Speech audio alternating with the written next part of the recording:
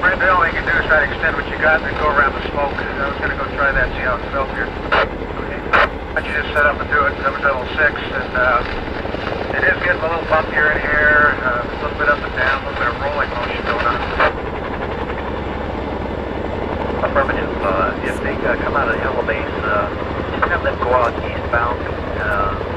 They'll need to come up the turn and get out to the east and climb up that next valley to the east, and they can head that direction.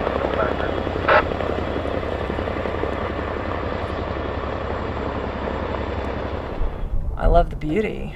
I love the beauty of the surroundings. It's just, it's inspiring to me. It's very renewing. Every morning I wake up and I'm renewed.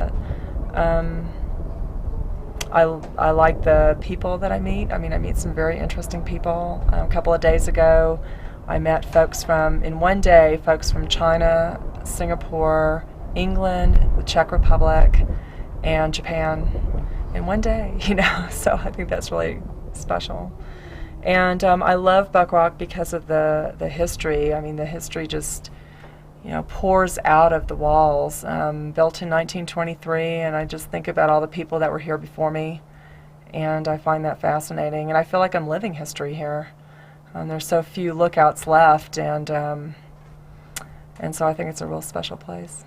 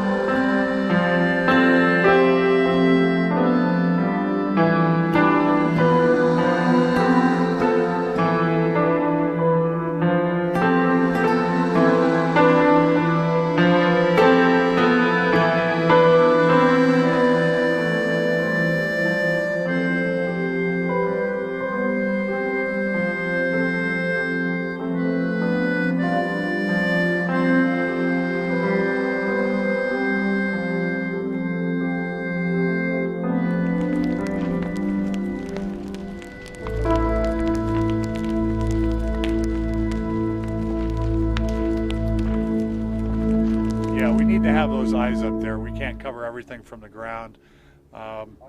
During a busy year, especially after a lightning bust, we need to have those eyes up there.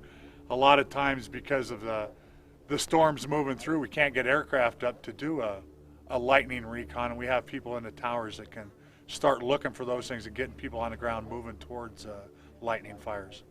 So you're a proponent of restoring lookouts? Oh, most definitely, yeah. If anything, from a cultural standpoint, and again, just to educate the public on their use and more about the forest or the park or wherever the lookout's located.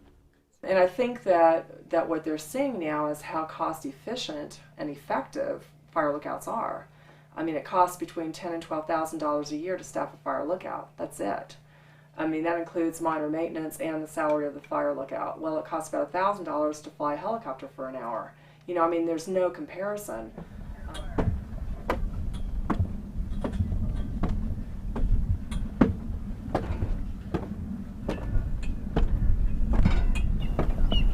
I just love this time of night because I hear the sounds of different birds as they make their way through the forest, and then the sound of the wind captured by the awnings.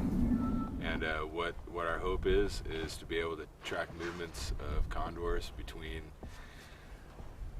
Ventura down that way and Ventana up that way. And we know that they move in between the two release site areas, but we don't know a whole lot about what they do in between. And that's why this lookout is being established. I keep coming back. Why not? It's such a wonderful lifestyle. You meet interesting people all the time and learn more and more about fire. This has been an incredible education, the McNally. It's the biggest fire I've ever seen. It's the biggest fire we've ever had. So it's been a real education, fire. You'd think after 15 years I would have picked it all up, but the behaviors were just incredible. Awesome.